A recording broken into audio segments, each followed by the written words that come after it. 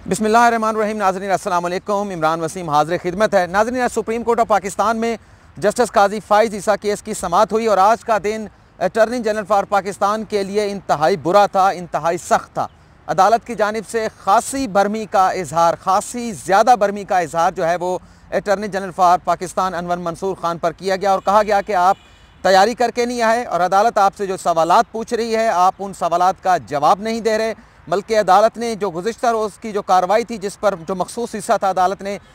जिसे रिपोर्ट करने से पाबंदी लगा दी थी, रिपोर्ट करने की इजाज़त नहीं दी थी, वो भी अदालत ने आज अदालती हुक्म का हिस्सा बना दिया है। मीडिया को वो रिपोर्ट करने की आप कह सकते हैं कि अदालती हुक्मनामे से उसकी इजाज़त दे दी है। और अटॉर्नी जनरल से ये भी कहा गया है कि गुज़िश्ता रोज़ जो आपने जजेस के हवाले से जो आपने एलिगेशंस लगाए थे, जो आपने स्टेटमेंट दी थी, उस हवाले से आपके पास जो भी मवाद है, जो डॉक्यूमेंट्स हैं, वो आपने आइंदा समाअत पर आइंदा हफ्ते पीर को दोबारा इस केस की समाअत होनी है तो वो आप दस्तावेज़ात लेके आएँ, वो सबूत लेके आएँ। अदरवाइज़ अगर आपके पास सबूत नहीं है, जो आपने जजेस के हवाले से बात की थी, तो फिर आपको तहरीरी माफ़ी जो है वो अदालती बेंच से, सुप्रीम कोर्ट ऑफ पाकिस्तान से मांगनी होगी। बहुत कड़ा दिन था आज अटॉर्नी जनरल फॉर पाकिस्तान के लिए। गुज़िश्ता रोज़ भी उनकी जानिब से दलाइल दिए गए थे, लेकिन हमने अपनी वीडियो में आपसे पूरी तरह जैसे कि इशारों में बात की थी कि वो जो खाका एक बनाना होता है आर्गूमेंट्स का, अटॉर्नी जनरल फॉर पाकिस्तान वो खाका नहीं बना पाए। तो आज भी वही सूरत हाल थी। गैर मुतल्लका दलाइल दिए गए, गैर मुतल्लका अदालती हवालाजात की, गैर मुल्की जो प्रेसिडेंट थी अदालती फ़ैसलों की वो दी गई, जिस पर अदालत जो है वो आज खासी बरम जो है वो दी गई। बहुत ज़्यादा सवालात भी जो है वो आज अदालत की जानिब से पूछे गए सदारती रेफरेंस के हवाले से, लेकिन एक भी सवाल का जवाब जो जजेस की जानिब से सदारती रेफरेंस के हवाले से पूछे गए थे, अटॉर्नी जनरल फॉर पाकिस्तान उन सवालात का जवाब नहीं दे पाए, बल्कि उनकी जानिब से यही कहा जाता रहा कि आपके जो भी सवालात हैं मैं इनका तफसील के साथ जो है वो जवाब दूंगा। और एक मौके पर जाकर जस्टिस मंसूर अली शाह की जानिब से कह दिया गया कि आपके जो जवाबात हैं उसका अदालत को इंतज़ार रहेगा। आज जब केस की समाअत शुरू हुई और पूरी जो 1.5 घंटे की कार्रवाई थी, इसमें खासी जो है वो गर्मा गर्मी रही या बरमी रही जजेस की जानिब से। अटॉर्नी जनरल ने जब अपने आज दलाइल का आगाज़ किया तो उनकी जानिब से कहा गया कि सुप्रीम जुडिशल काउंसिल की जिम्मेदारी है कि जज के कंडक्ट का जायज़ा लें, जिस पर शुरू में ही जस्टिस इमरान बंदियाल ने कहा कि पहले हमें आप अपना केस बता दें कि आपका केस क्या है। बज़ाहिर तो ये मुकदमा टैक्स का लगता है, गुज़िश्ता रोज़ भी आप इधर की कभी उधर की बातें करते रहे। आप सिर्फ केस के ऊपर फोकस करें, केस के हवाले से दलाइल दें, किस लफ्ज़ की क्या तारीफ़ है, किस लफ्ज़ की क्या डेफिनेशंस नहीं है, इसमें ना पढ़ें, आप स्ट्रेट अवे आएँ और जो केस है उसके ऊपर दलाइल दें। जिसके बाद अटॉर्नी जनरल की जानिब से कहा गया कि जस्टिस काजी फ़ाइज़ ईसा की बरतानिया की जो जायदादें हैं वो गोशवारों में ज़ाहिर नहीं की गई, जिस पर जस्टिस इमरान बंदियाल ने उनसे सवाल किया कि आप ये दिखा दें कि अहलिया के असासे दरअसल मौज़ूद जज जस्टिस काजी फ़ाइज़ ईसा के असासे थे। इस हवाले से आपके पास डॉक्यूमेंट्स क्या हैं, वो डॉक्यूमेंट्स रिकॉर्ड पर लेकर आएँ। जिस पर अटॉर्नी जनरल का ये कहना था कि इन हक़ाइक़ की जो तहकीकात करनी है, जो जायज़ा लेना है, वो सुप्रीम जुडिशल काउंसिल ने लेना है। जिस पर जस्टिस याहिया अफरीदी ने अटॉर्नी जनरल से इस्तफ़सार किया कि रेफरेंस पढ़कर बताएं कि आपका मुकदमा क्या है और मुकदमे में आपके इल्ज़ामात क्या हैं। जिस पर अटॉर्नी जनरल ने यह जवाब दिया कि 2 एलिगेशंस हैं जस्टिस काजी फ़ाइज़ ईसा के हवाले से। एक मिसकंडक्ट का एलिगेशन है, दूसरा एलिगेशन जो है वो मनी लॉन्ड्रिंग के हवाले से है। जिस बाद जो है वो जस्टिस मंसूर अली शाह ने अटॉर्नी जनरल से ये इस्तफ़सार किया कि आप ये बता दें कि रेफरेंस के हवाले से जो रेफरेंस जब आपने तैयार किया था तो इसका मवाद जो है वो किस तरह से इकट्ठा किया गया। अटॉर्नी जनरल इस अदालती सवाल पर कहते हैं ये बड़ा अहम सवाल है, बड़ा क्रूशल सवाल है, जिस पर जस्टिस मंसूर अली शाह ने कहा कि ये बड़ा ही बुनियादी सवाल है जिसका जवाब जो है वो आना चाहिए। लेकिन अटॉर्नी जनरल की जानिब से कहा गया कि अभी वो अपना केस बिल्डअप कर रहे हैं, वो इसके इन सवालात के जवाब जो है वो बाद में देंगे। लेकिन एक और सवाल, बड़ा अहम सवाल जो कि जस्टिस मुनीब अख्तर की जानिब से किया गया, मैं ये समझता हूँ ज़ाती तौर पर कि इस सवाल का जवाब देकर अटॉर्नी जनरल ऑफ पाकिस्तान ने केस को, सदारती रेफरेंस को मुकम्मल तौर पर ख़त्म कर दिया। ये मेरी ज़ाती राय है। उन्होंने ये सवाल पूछा जस्टिस मुनीब अख्तर ने कि अगर जस्टिस काजी फ़ाइज़ ईसा गोशवारों में अपनी प्रॉपर्टी ज़ाहिर कर देते तो क्या उनके खिलाफ सदारती रेफरेंस दायर किया जाता। जिस पर अटॉर्नी जनरल ने कहा कि अगर वो अपने गोशवारों में ज़ाहिर कर देते इन बरतानिया की प्रॉपर्टीज़ को तो उनके खिलाफ जो है वो ये सदारती रेफरेंस जो है वो दायर ना किया जाता। गोशवारों में प्रॉपर्टी ज़ाहिर ना करना ये जज का मिसकंडक्ट है। जिस पर जस्टिस फैसल अरब ने यह पूछा कि मैं अगर कोई प्रॉपर्टी अपनी ज़ाहिर ना करूँ तो क्या मेरे खिलाफ भी रेफरेंस दायर कर दिया जाएगा। बजाय इसके कि उन प्रॉपर्टीज़ को ज़ाहिर ना करने पर मुझसे जवाब मांगा जाए, मुझे नोटिस जारी किया जाए, लेकिन उस नोटिस जारी करने से पहले, मेरा जवाब आने से पहले किस तरह से जो है वो मेरे ख़िलाफ़ जो है वो रेफरेंस जो है वो बना दिया जाएगा। लेकिन जस्टिस काजी फ़ाइज़ ईसा के हवाले से जस्टिस मकबूल बाकर ने यह सवाल किया कि आप हमें वो कानून बता दें कि जिस कानून के मुताबिक जस्टिस काजी फ़ाइज़ ईसा को ये प्रॉपर्टी जो है वो ज़ाहिर करनी चाहिए थे, लेकिन अटॉर्नी जनरल इस हवाले से कोई कानून जो है वो अदालत के सामने नहीं रख सके। जस्टिस सजाद अली शाह ने कहा कि अटॉर्नी जनरल साहब, आप जो दलाइल दे रहे हैं, जो अदालती हवाला जात आप दे रहे हैं, मैं वो समझने से कासिर हूँ। आप सबसे पहले मिसकंडक्ट की बात करें, और उसके बाद उन्होंने ये भी कहा जस्टिस सजाद अली शाह की जानिब से कि बता दें कि प्रॉपर्टी ज़ाहिर करना क्यों ज़रूरी था। अटॉर्नी जनरल इस पर यह कहते हैं कि मिसकंडक्ट के साथ ये मनी लॉन्ड्रिंग का भी मुकदमा है।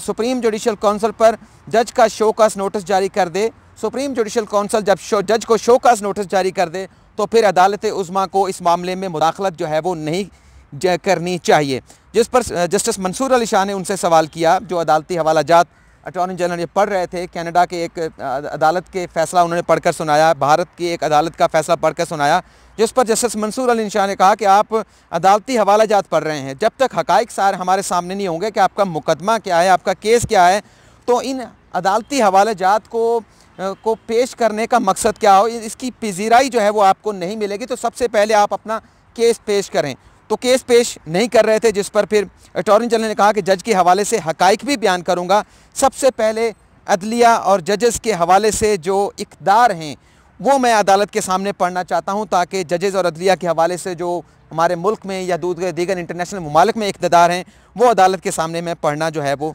चाहता हूँ। उसके बाद कार्रवाई आगे चलती रही और एक मौके पर जाकर जस्टिस सजाद अली शाह ने कहा कि देखें अटॉर्नी जनरल साहब, अगर आपको इस बात पर एतराज़ है कि इस सुप्रीम कोर्ट ऑफ पाकिस्तान को सुप्रीम जुडिशल काउंसिल की कार्रवाई में मुदाखलत नहीं करनी चाहिए, तो आप स्ट्रेट अवे इस बात पर आ जाएं, इस नुक्ते के ऊपर, इस कानूनी नुक्ते के ऊपर दलाइल दें कि हमें क्यों इस सारे मामले में सुप्रीम जुडिशल काउंसिल के ख़िलाफ़ या सदारती रेफरेंस के ख़िलाफ़ जो जस्टिस काजी फ़ाइज़ ईसा ने यह दरख्वास्त दायर कर रखी है, हम जो 10 रुकनी बेंच यहाँ पर बैठे हैं इस केस को क्यों नहीं सुन सकते। आप सबसे पहले उस पर बात करें। आप कभी कोई चीज़ पढ़ते हैं, कभी कोई चीज़ पढ़ते हैं, आज दूसरा दिन है और आप जो है वो जो दलाइल आपको देने चाहिए आप उन दलाइल पर नहीं आ रहे। जिस पर अटॉर्नी जनरल की जानिब से कहा गया कि आज तो मुझे दूसरा दिन हुआ है, 6 महीने से ये मुकदमा चल रहा है, तो मुझे तो अभी दूसरा दिन हुआ है दलाइल देते हुए। जिस पर सजाद अली शाह ने कहा फिर आप भी ऐसा करें कि 2 माह ले लें, जिस तरह से पहले जो 6 माह से मुकदमा चलता चला आ रहा है। और जस्टिस मंसूर अली के शाह की जानिब से ये इस्तफसार किया कि आप ये बता दें कि जो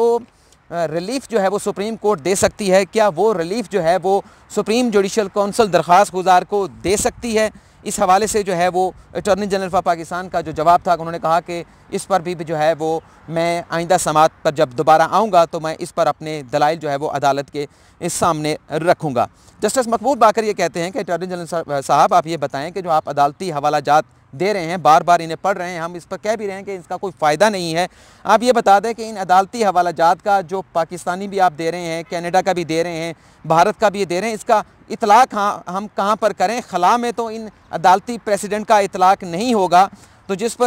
जिसके बाद जस्टिस उमरता बंदयाल की जानिब से कहा गया कि आप हमें ये बता दें कि जो 2010 का सुप्रीम कोर्ट का फ़ैसला था साबिक़ चीफ जस्टिस इफ्तिखार चौधरी के हवाले से, उससे हम डिसएग्री किस तरह से करें, इस हवाले से आपको जो है वो आर्गूमेंट जो है वो देना होंगे। लेकिन जो थे अपना अटॉर्नी जनरल साहब वो यही कह रहे थे कि जो भी सवालात हैं उनके मैं जवाब दूंगा। जिस पर फिर जो जस्टिस उमरता बंदयाल थे, बेंच के जो सरबराह थे, उनकी जानिब से फिर खासी ज़्यादा बरमी जो है वो दिखाई गई, बरमी का इजहार किया गया। उन्होंने कहा कि ये टैक्स का मामला है, इस पर इंक्वायरी नहीं हुई, टैक्स हुकाम को इस पर मुकम्मल तौर पर इंक्वायरी करनी चाहिए थी। जस्टिस काजी फ़ाइज़ ईसा की अहलिया और बच्चों को नोटिस जारी करके उनसे जवाब मांगना चाहिए था, और आपने ये सारा कुछ किए बगैर आपने रेफरेंस बना दिया। ये किसी थाने की FIR है, ये सदारती रेफरेंस है जो आपने इस तरीके से बनाया है। और उन्होंने ये भी कहा बड़ा वाज़ेह अल्फाज में कि ये भी बता दें कि किसी जज को उनकी अहलिया और बच्चों के हवाले से जो उनके फ़ॉरेन एसेट हैं वो ज़ाहिर करना क्यों ज़रूरी है। इस हवाले से जो मुल्क का कानून है, पाकिस्तान का कानून है, वो क्या कहता है और उसका क्या इतलाक़ जजेस के ऊपर होता है कि अगर जजेस के लिए लाजमी है कि वो अपनी अहलिया और बच्चों की जो फ़ॉरेन प्रॉपर्टीज़ हैं उनको ज़ाहिर करें। जबकि जस्टिस उमर बंदयाल की जानिब से ये भी कहा गया कि अटॉर्नी जनरल फॉर पाकिस्तान के आपने गुज़िश्ता रोज़ भी जो है इसी तरह से अदालत का वक्त का ज़ाया किया, आप बग़ैर तैयारी के आए हैं और आज आप भी बड़ी खूबसूरती के साथ जो है वो अदालत का वक्त ज़ाया कर रहे हैं। और गुज़िश्ता रोज़ भी आपने बड़ी खूबसूरती के साथ एक बात कह दी थी और वो बात ये कही गई थी अटॉर्नी जनरल की जानिब से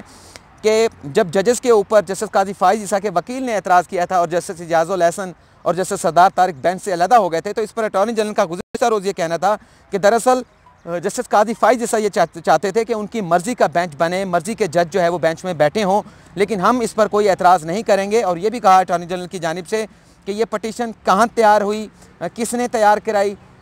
इसका प्रेवी कौन है, इसका राजदार कौन है, मुझे इस हवाले से तमाम मालूमात हैं, लेकिन मैं अदालत में कोई बात नहीं करूँगा। जिस पर अदालत की जानिब से कहा गया कि आपके पास ये सारी मालूमात हैं तो आप रिकॉर्ड पर लेकर आएँ, लिख कर दें। लेकिन कल अटॉर्नी जनरल ने अपने ये अल्फाज जो है वो वापस ले लिए थे, जिस पर यह मामला कल ख़त्म हो गया था। लेकिन आज जब अदालती ऑर्डर लिखवाया गया है उसमें अदालत की जानिब से कह दिया गया है कि एक तो अटॉर्नी जनरल फॉर पाकिस्तान अपने तहरीरी दलाइल और आइंदा समात पर तैयारी करके आएँ, और उसके साथ साथ गुज़िश्ता रोज़ जो अटॉर्नी जनरल फॉर पाकिस्तान की जानिब से कहा गया था नए बेंच की तश्कील के हवाले से और दरख्वास्त जो जस्टिस काजी फ़ाइज़ ईसा ने सुप्रीम कोर्ट में दायर की है वो कहाँ पर तैयार हुई, किसने तैयार कराई, इस हवाले से जो भी उनका बयान था, इस हवाले से जो भी उनके पास एविडेंस है वो अदालत में पेश करें। और अगर वो अपनी एविडेंस इस हवाले से पेश नहीं कर पाते तो फिर अदालत से तहरीरी तौर पर जो है वो अपने इस बयान पर जो है वो माफ़ी मांगेंगे। जस्टिस उमर बंदयाल ने यह भी कहा कि गैर मुल्की असासों के हवाले से कानून मौजूद है, वो कानून हमें दिखाएं और ये भी दिखाएं कि इस कानून का इतलाक़ जजेस पर कैसे होगा।